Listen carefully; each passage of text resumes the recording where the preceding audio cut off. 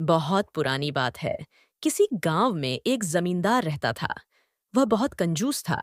वह अपने खेत जोतने के काम में जिसे रखता, वह कुछ समय बाद ही काम छोड़कर भाग जाता था, क्योंकि जमीन जोतना, बीज बोना, पानी देना, इन सब कामों के लिए वह केवल खाने भर को ही देता था। फसल कट जाने पर वह खाने को भी नहीं देता था। इस जमींदार की कंजूसी के बारे में सारे गांव में चर्चा थी। एक समय ऐसा आया कि उसे खेतों पर काम करने के लिए आदमी मिलना मुश्किल हो गया। वह जिसे भी काम पर रखने की कोशिश करता, वही दुगने पैसे मांगता। उसी गांव में श्याम नामक एक बुद्धिमान लड़का रहता था।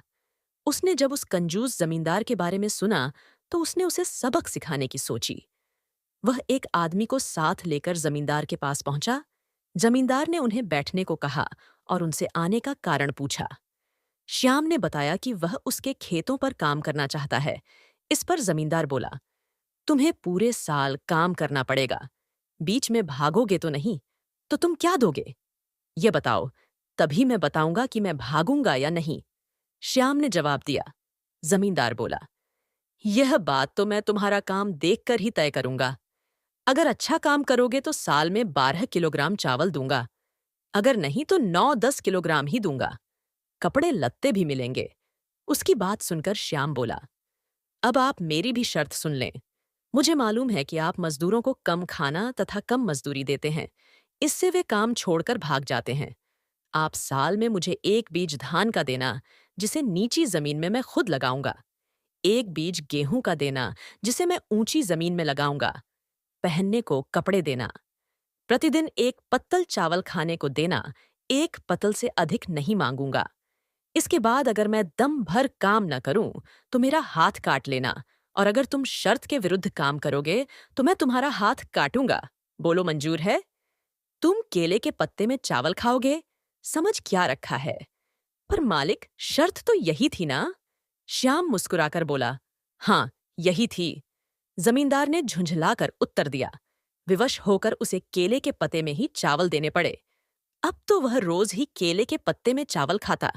रसोइये ने भी जमींदार से कहा, यह तो अजीब बात। चावल बनाते बनाते हालत खराब है। हुजूर, ये आप किस तरह के आदमी को पकड़ लाए हैं? 10-10 आदमियों के चावल अकेले ही खा जाता है। दोस्तों, ऐसे और भी इंटरेस्टिंग कहानियों के लिए मेरे चैनल को सब्सक्राइब करना मत भूलिएगा। तो आइए, अब आगे सुनते हैं। अरे भाई, ये 10 आदमियों के बराबर का काम भी तो करता है। जमींदार ने उत्तर दिया। यह बात सही थी कि श्याम काम में कोई कंजूसी नहीं करता था। वह सारे काम को अपने हाथों से पूरा करता। मजदूरी में वह एक गेहूं का दाना लेता। उसने मालिक से कहा, मालिक, मैंने इस गोबर के ढेर में गेहूं बो दिया है। धान का बीज उसने नीची जमीन में बो दिया। गेहूं के पौधे में अनेक दाने निकले।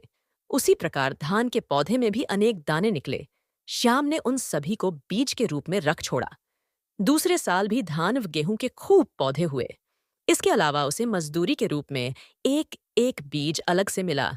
उन बीजों को भी उसने अगले साल के लिए रख छोड़ा। धान बोने के लिए उसे शर्त के अनुसार नीची जमीन तथा गेहूं बोने के लिए ऊंची जमीन मिली। इस तरह 6 साल के अंदर मालिक के हाथों से सारी जमीन निकल गई। श्याम ने नीचे की जमीन पर धान के पौधे लगा रखे थे तथा ऊपर गेहूं के। अंत में जमींदार ने पंचायत के आगे जाकर शिकायत की। श्याम भी वहां हाजिर हुआ। गांव वालों ने श्याम को समझाते हुए कहा कि इस बार जमींदार को माफ कर दो, उसे दंड मिल गया है। श्याम ने कहा, इन्होंने गरीबों को सताया है, उन्हें भरपेट खाना तक नहीं दिया। दंड तो इन्हें मिलना ही था। पंचों ने श्याम को समझाया, अरे नहीं, इनको थोड़ी सी जमीन तो दे ही दो। ठीक है, मैं दे दूंगा, ये अपना हाथ काट दें। श्याम बोला, नहीं नहीं, मैं अपना हाथ नहीं काटूंगा। जमींदार बोला। श्याम को जमींदार पर दया आ गई। उसने आधी जमीन उसे दे दी। उस दिन से जमींदार एकदम बदल गया।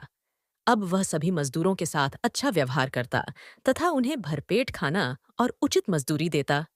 गांव के लोग श्याम की सूझबूझ की प्रशंसा किए नहीं थकते थे।